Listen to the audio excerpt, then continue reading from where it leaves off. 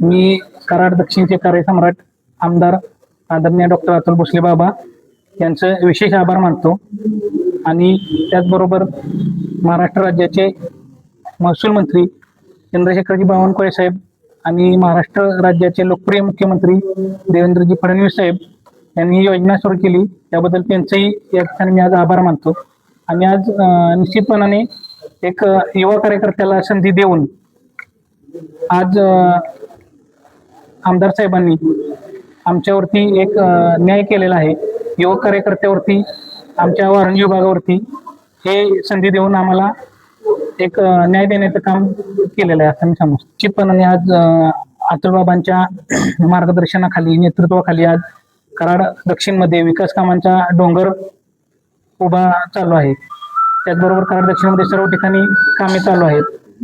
आज युवकांनी भक्कम पद्धतीने अतुलबाबांच्या नेतृत्वाखाली काम करत आहेत.